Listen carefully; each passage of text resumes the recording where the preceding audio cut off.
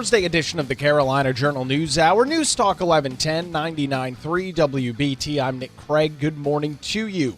Earlier this week, Governor Josh Stein's office announced that North Carolina received a $4 million grant for workforce re-entry training for incarcerated individuals, with the governor saying in a press release, quote, "When we prepare people leaving incarceration for success in the workforce, we all benefit. With support from this new grant, North Carolina can continue to build a strong workforce, improve re-entry outcomes, and provide people with real opportunities for a second chance." This funding is part of a $52 million grant in funding from the United States Department of Labor's Pathway Home Grant Program, which was announced earlier this year back in February.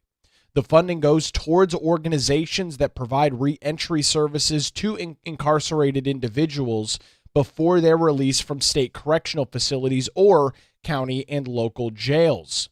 Authorized under the Workforce Innovation and Opportunity Act, Pathway Home grants enabled organizations to partner with employers to provide participants with training and industry-recognized credentials, helping them successfully transition into the workforce and back into their communities. According to Brian Hamilton, the founder of Inmates to Entrepreneurs, he told Carolina Journal, quote, "Congratulations, a nice press release for politicians. As far as I'm concerned, this is $4 million more added to the federal debt. The challenge is not a lack of skills, it is that the judiciary involved people for being habitually locked out of the hiring system because companies screen through Google or even smaller crimes such as failure to appear." The Division of Workforce Solutions, DWS, at the North Carolina Department of Commerce is serving as the lead grant recipient, and they are going to be responsible for overseeing North Carolina's Pathway to Reentry project. DWS will partner with 3 local workforce development boards, Charlotte Works, Foothills WBD, and Western Piedmont WDB. The North Carolina Department of Adult Corrections will also collaborate with these partners to support the initiative. The grant will fund a comprehensive program to help people leaving prison rebuild their lives and rejoin the workforce. The initiative will offer support before and after release, as well as long-term follow-ups to keep those participants getting access to and taking advantage of this $4 million grant on track.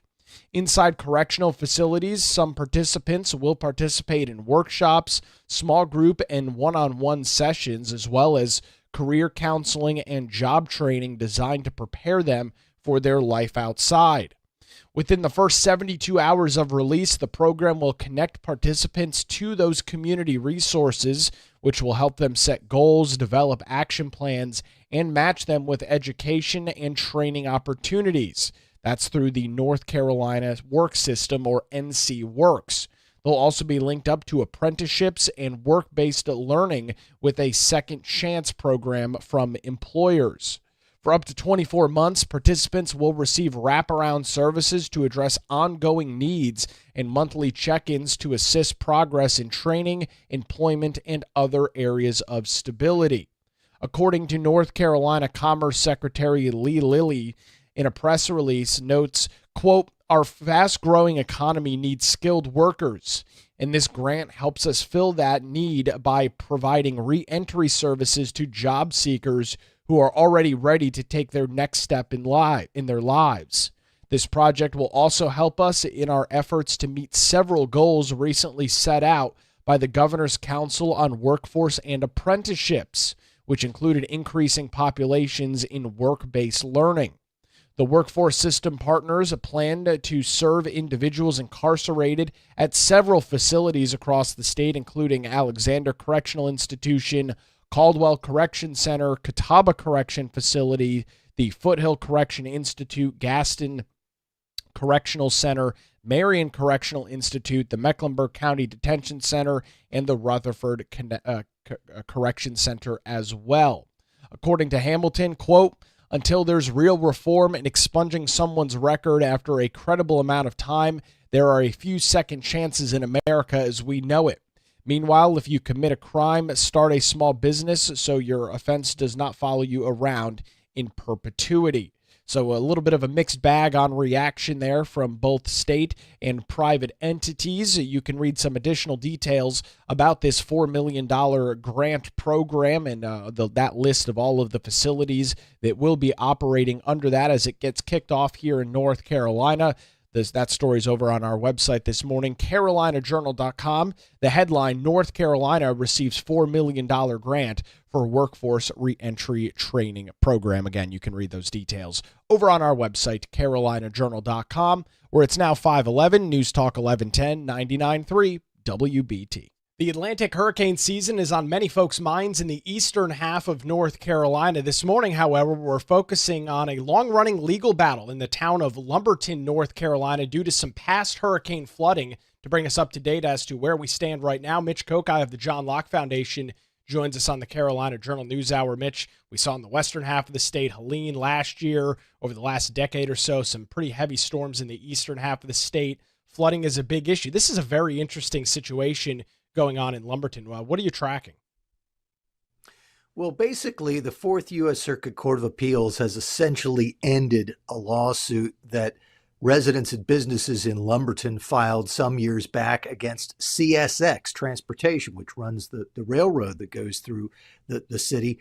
The argument from the plaintiffs was that CSX had failed to comply with an agreement made with the city of Lumberton that would have allowed the city to take some steps that might reduce the potential damage of flooding in the event of some major event. And in the case of this suit, it was Hurricanes Matthew and Florence. So we're going back a few years. Basically, what happened was this suit was filed not too long after the second hurricane in 2018. And initially, a trial court ruled in favor of CSX. When it got to the Fourth U.S. Circuit Court of Appeals back in 2020, the Fourth Circuit agreed that most of the claims against CSX should be thrown out, but one claim was allowed to go forward, and that was a breach of contract claim, because CSX, Lumberton, and this local drainage district were in a three-party agreement that basically said that Lumberton had the right to build an earthen dike in CSX property that could help mitigate against damage of flooding. And if that dike was built, then there could be a call for CSX to shut down its operations, for the dike to be closed with some advance warning.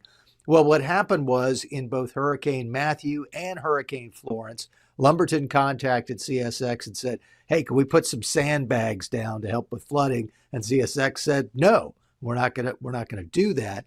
So the lawsuit says that this is a breach of the contract. But what the Fourth Circuit ultimately decided in this new opinion that just came down on Tuesday was that no, the agreement was not breached because Lumberton never built the dike that it was allowed to build under the agreement. Had Lumberton built the dike and then asked CSX to change its operations because the dike was going to be adjusted, then CSX could have violated the agreement by not going along with it. But Lumberton never built the dike. It was asking to use sandbags instead of what was called for in the agreement. And the Fourth Circuit said there's no way that CSX could be ruled to have violated this agreement because the sandbags were not part of the agreement and the dike that was supposed to be built was never built. So CSX legally is in the right, even if for the residents and businesses in Lumberton, it would have been nice for CSX to have allowed the sandbags to be used that might have prevented some of the flooding, but the organization cannot be held legally responsible for violating a contract if the part of the contract that was tied to CSX was never executed.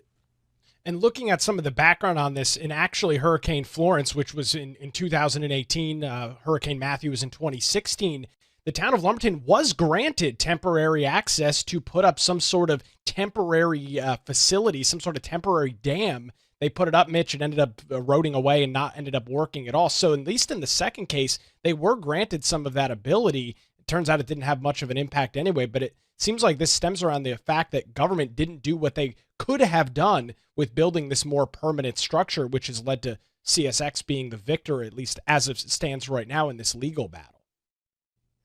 That's certainly right, that the outcome of this case might have been different had Lumberton moved forward with putting up the earthen dike and then called for CSX to make some alternate arrangements once there was a threat of imminent flooding.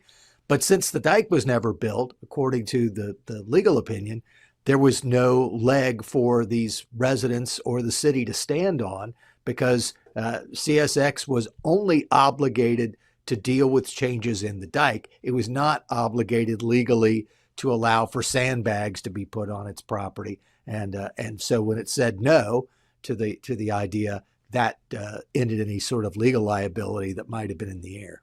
It's definitely an interesting legal story. We appreciate the time. Mitch Kokai from the John Locke Foundation joins us on the Carolina Journal News Hour, where it's now 5:16. News Talk 1110 99.3 WBT. We will take a look this morning at your early Thursday morning commute with Boomer Von Cannon. Hey, thank you, Nick. A little active this.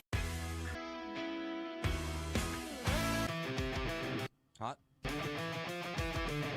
It's 5:21. Welcome back to the Carolina Journal News Hour. News Talk 1110 99.3 WBT. Keeping our eye on some statewide news this morning. July 2025 saw North Carolina's lowest sports betting revenue since the start of legal sports betting that happened in March of last year. The report released earlier this week by the North Carolina State Lottery Commission shows that wagering totaled $370.4 million statewide in the month of July, with more than $344 million paid out in winnings. The state collected slightly over $4 million in taxes. According to Joseph Harris, a fiscal policy analyst over at the John Locke Foundation, he told the Carolina Journal July 2025 produced the lowest sports wagering tax revenues since betting launched in the state, driven by the sports calendar and favorable outcomes for bettors. June through August are typically among the slowest months for wagering since football and basketball, America's top two favorite sports to bet on, are out of season. The NBA Finals usually ends in mid-June, and NFL regular season doesn't start until September. Wagering operators are taxed at 18% on their gross betting revenue. That is after subtracting total payouts to winners. Harris noted sports wagering companies are taxed on that gross wagering revenue, essentially their profit after paying out winning bets. While total wagering in July was over $370 million and exceeded those in July of 2024, which was just $340 million, operators paid out more than $344 million in winnings in this calendar year of July compared to last July of 2024. Consequently, since basketball and football were out of the season and bettors enjoyed a strong month, taxable gross wagering revenue fell to an all-time low. The state has collected over $65 million in sports betting tax revenue so far this calendar year, compared to $105 million last year. However, it is important to note that sports betting did not start until March and ran through the end of the year, so we'll continue to track that total through the rest of the year and see if it is over that $105 million met in throughout the calendar year of 2024. The use of those taxes are $1 million annually to the North Carolina Amateur Sports Group to expand opportunities in youth sports, up to $300,000 annually to college athletic departments at 13 state universities. The list of those are on our website. $1 million annually to the North Carolina Youth Outdoor Engagement Commission for grants of up to $5,000 per team or group per county to help cover the costs of travel to in-state or out-of-state sporting events, as well as $25,000 to attract amateur, state, regional, area, and national sporting events, tournaments, and programs. Certain reimbursements to the North Carolina State Lottery Commission and the North Carolina Department of Revenue for expenses occurred to implement and administer the sports gambling laws, and of any remaining proceeds, 20% are distributed evenly to those 13 state universities to support their college athletic departments. 30% goes to the North Carolina Major Events, Games, and Attractions Fund. That's to foster job creation and investment in the state. And anything else that is remaining, the final 50%, goes to the State General Fund. Think of that as kind of the state's savings account. 50% of any additional revenue goes directly into that account, as well as approximately $2 million that goes into the North Carolina Department of Health and Human Services Fund to help gambling addiction education and treatment programs. And as we look at one of those funds in which money is being sent and is being allocated to from legalized sports betting, that is the North Carolina Major Events and Games Fund. That was in the news over the last couple of weeks, or last couple of months, I should say, as the state of North Carolina continues to try to entice various sporting events and various sporting events and other sorts of events to make their way to North Carolina from some of those additional revenues from sports betting, which again started in March of last year. And as we have continued to track that, Charlotte has been able to take advantage of some of those with the announcement of a couple of soccer events coming to the area over the next couple of years. That is due in part to some of that money being doled out from the North Carolina Major Events, Games, and Attractions Fund. We'll continue to track sports betting. We'll look at its revenues every couple of months as it's relevant here. The story this morning over on our website, carolinajournal.com. NC sports betting revenues hit record low in the month of July. You can read that over on our website, carolinajournal.com. In some other statewide news this morning, a scary situation unfolding on the North Carolina-Virginia border as multiple deputies were shot Wednesday while serving warrants and a protective order at a rural home in Pittsylvania County, Virginia. The shooting was confirmed by a Virginia representative on social media, where he wrote, quote, "My thoughts and prayers are with the deputies who were shot in the county as well as their families. We are closely following the situation and keeping everyone affected in our hearts at this difficult time." This happened late last night, and as of just about an hour or so ago, reports out of Virginia indicate that those three sheriff's deputies injured in that back-and-forth exchange with the suspect in that case are expected to be okay. They were transported to the hospital, a couple of them a little bit shaken up, but they are going to be okay and are going to survive their injuries. It is located on the state's southern border with North Carolina. It's about 98 miles or so northwest of Raleigh, so very much close to home here in North Carolina. If we get any other news or relevant details on this, we'll, of course, pass it along to you right here on the Carolina Journal News Hour, where it's now 5:28, News Talk 1110, 99.3 WBT. We will take another look at the roadways on your early Thursday morning commute with Boomer Von Cannon. Thank you, Nick. We have some rather hot. It's 5:36. Welcome back to the Carolina Journal News Hour. News Talk 1110, 99.3 WBT. Don't forget, if you miss any portion of our show, you can check out the Carolina Journal News Hour podcast. It's available in Google Play, Apple Podcasts, Spotify, anywhere you get your podcasts. Just search for the Carolina Journal News Hour, tap the subscribe or follow button, and you'll get a new show delivered each and every weekday morning. You can also watch live and watch after the fact by visiting our Carolina Journal YouTube channel. That link is over on our website, carolinajournal.com. We continue to make our way towards the peak of the Atlantic hurricane season. You've likely seen some social media activity over the last couple of days about Tropical Storm Erin, which continues to move west across the Atlantic Ocean. As of this morning, 5 a.m. out of the National Hurricane Center, that storm does continue its trek west and is expected to become a hurricane sometime between tomorrow and Saturday. Looking at the latest forecast from the National Hurricane Center, models still show the storm being offshore, recurving before it hits the eastern seaboard, looking to split that gap between the continental United States and Bermuda. However, in the overnight hours, some model runs showing that storm getting much closer to the North Carolina coast, the Outer Banks in southeastern North Carolina. The storm would not be affecting this area until about a week from now, still very far out. However, the Atlantic hurricane season on a lot of folks' minds across the state, even those in the western half still reeling from Hurricane Florence, and then, of course, in the eastern half dealing with Florence, Matthew, Dorian, and a couple of other tropical systems over the last couple of years. As it is relevant and as we get some more information, we'll continue to pass the latest on Tropical Storm Erin, again projected to become a hurricane sometime between Friday and Saturday. We'll keep you up to date right here on the Carolina Journal News Hour, where it's now 5:38, News Talk 1110, 99.3 WBT. The Port of Wilmington is a major economic driver not only in southeastern North Carolina, but across the entire state. It's a pleasure to be joined this morning on the Carolina Journal News Hour by North Carolina's Labor Commissioner Luke Farley, fresh off of a tour of the port down in Wilmington. Commissioner Farley, thanks for the time this morning. Tell us a little bit about your events down in Wilmington on Wednesday.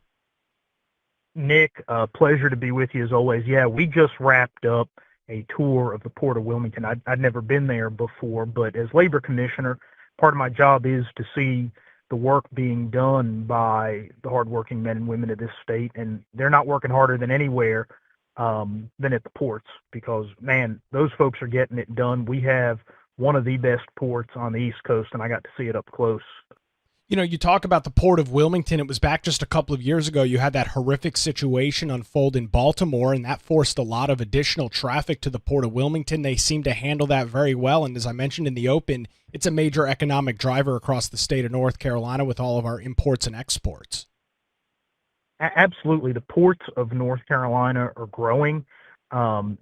It's clear to me that the Port Authority has a clear strategic vision to grow our ports and to use our ports to export a lot of the great agricultural products and other things that are made in North Carolina, right? So if we grow it or make it here, it's got to go somewhere, and our ports are on the front line of getting those items, not just to other places in the country, but to other places around the world. And one of the things when I was there that I was really just proud to see is the efficiency of our port. Our port unloads more cargo containers per hour on average than any other port on the East Coast. So you think about those big container ships that are stacked high with containers, those come to the port, those containers have to be unloaded.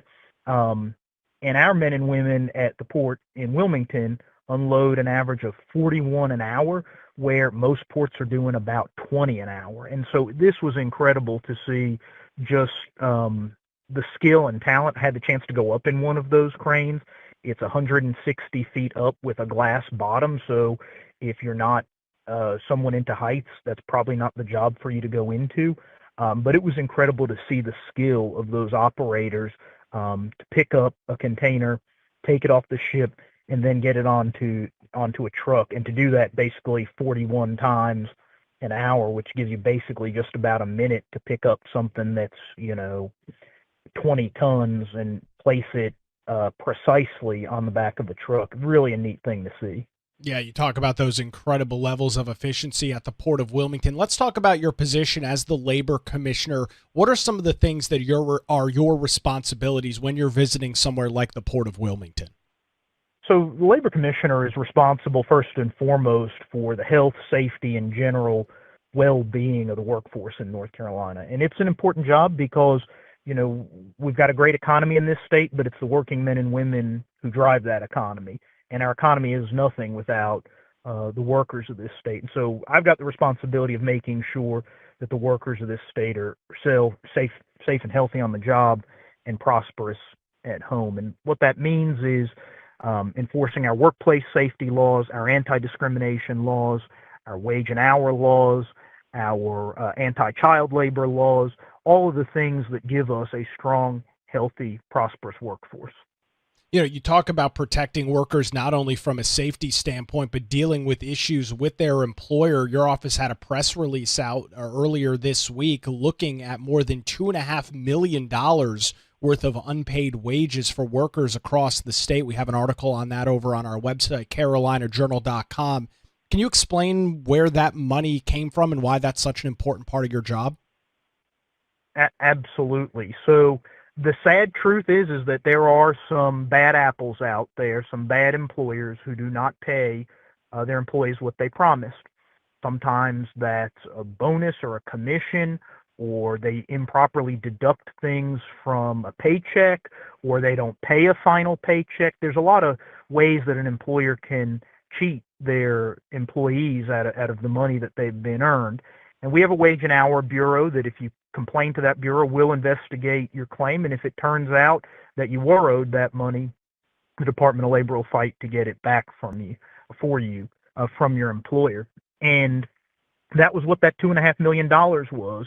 We determined in the last year, the last fiscal year, that employers cheated their employees out of $2.5 million, and we recovered that for them. And that's real money that goes back directly into the pockets of the working men and women of this state. Helps them pay their rent, make their car payments, buy groceries. We're in the middle of back to school season, so buying school supplies for their kids. And it ranged anywhere from a couple of $100s to tens of thousands of dollars that we recovered for individuals. A point that you've mentioned with this, and I've heard you make this point in the past, is for individuals that may have missed out on tens or hundreds of thousands of dollars from their employer. They have, in many cases, the financial ability to go after them throughout the legal system. But you look at those on the lower side of the income scale, Commissioner Farley, they may not have those financial resources to hire private counsel. Is that where you come in and can help them? That's exactly right. So, a lot of people, if their employer doesn't pay them what they're owed, they just don't have the resources to go out and hire a lawyer to go sue their employer and recover that money. And unfortunately, the bad apples out there are probably banking on that. They're thinking that, what's this person going to do? Go hire a lawyer and sue me? And they don't expect that to happen. But that's where the Department of Labor comes in. You don't have to go hire a lawyer. You can call 1-800-NC-LABOR, which is our hotline, and make a complaint to the department, and we'll stand up for you if you haven't been paid what you're owed. Luke, there's a lot that the Department of Labor is responsible for. Where can folks go online to get some access to some of those resources? As we were talking about a couple of different things this morning, reaching out to your office if they've got some problems, where do they go and do that? So our website is full of information about workers' rights in North Carolina and the services that the department offers to both protect workers and help businesses follow the law. Because for us, it's not just about going after the bad apples. It's about working with the people who are trying to do right by their employees. And so both the workers we protect and the businesses we regulate can find resources on our website. That's labor.nc.gov, labor.nc.gov. We also have a hotline that will direct you to all of the different bureaus that we have that enforce the different laws or provide different resources. That's 1-800-NC-LABOR, 1-800-NC-LABOR.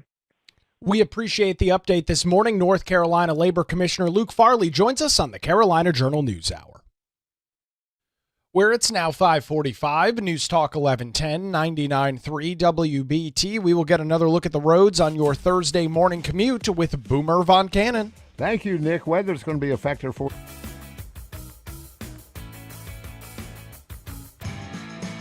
Hot. Good morning again. It's 5:52. Welcome back to the Carolina Journal News Hour. News Talk 1110, 99.3 WBT. I'm Nick Craig. A good morning to you. An interesting program set to be taking place here in North Carolina as Governor Josh Stein announced on Tuesday that North Carolina received a $4 million grant for workforce reentry training for incarcerated individuals.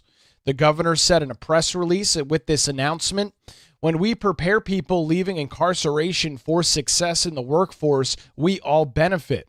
With support from this new grant, North Carolina can continue to build a strong workforce, improve reentry outcomes, and provide people with real opportunities for a second chance." This funding is in part of a $52 million grant from the United States Department of Labor's Pathway Home Grant Program, which was announced in February earlier this year. The funding goes towards organizations that provide reentry service to incarcerated individuals before their release from state correctional facilities or county and local jails. Authorized under the Workforce Innovation and Opportunity Act, Pathway Home grants enabled organizations to partner with employees to provide participants with training and industry-recognized credentials, helping them successfully transition into the workforce and back into their communities.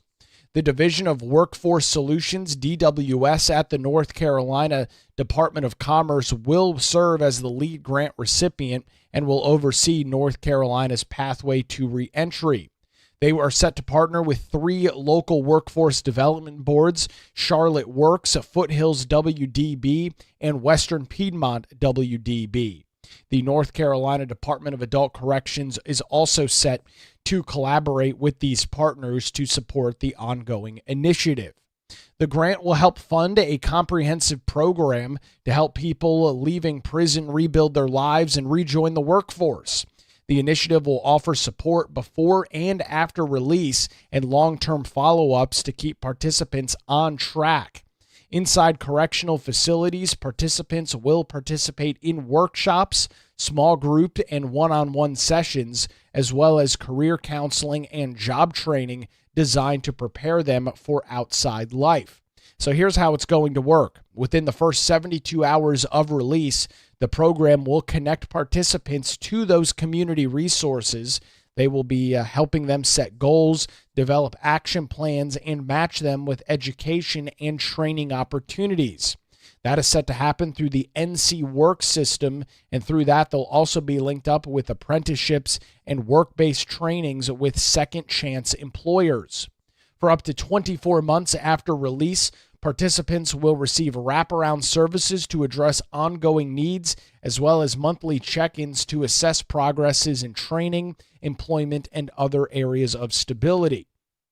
According to North Carolina Commerce Secretary Lee Lilly, our fast-growing economy needs skilled workers, and this grant helps us fill that need by providing re-entry services to job seekers who are already ready to take the next steps in their lives. The workforce system plans to partner to serve individuals incarcerated at several facilities across the state, more than half a dozen facilities, correction facilities, and detention centers, including the Mecklenburg County Detention Center, will be part of this program. However, not everybody says that they think this is a great idea. Brian Hamilton, who is the founder of Inmates to Entrepreneurs, told the Carolina Journal very bluntly, "Congratulations, a nice press release for the politicians. As far as I'm concerned, this is $4 million more added to the federal debt.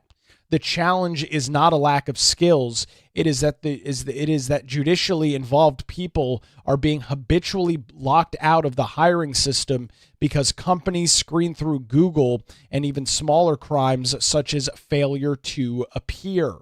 He also continued by saying, until there is real reform in expunging someone's record after a credible amount of time, there are a few second chances in the American judicial system as we know it. Meanwhile, if you commit a crime, start a small business, your offenses do not follow you around in perpetuity. So while this program is set to dole out about, again, as we noted, about $4 million from the United States Department of Labor and their Pathway Home Grant Program, not every person that is dealing in this sector, dealing in this space, agrees with this plan moving forward. You can read some additional details on this program, where this money is coming from, and some of the other groups and workforce initiative opportunities and some other things that are going on here in North Carolina over on our website, carolinajournal.com. The headline this morning: North Carolina receives $4 million grant for workforce re-entry training. Again, that's over on our website. Well, that's going to do it for a Thursday edition of the Carolina Journal News Hour. WBT News is next, followed by Good Morning BT. We're back with you tomorrow morning, 5 to 6, right here on News Talk 1110 and 99.3 WBT.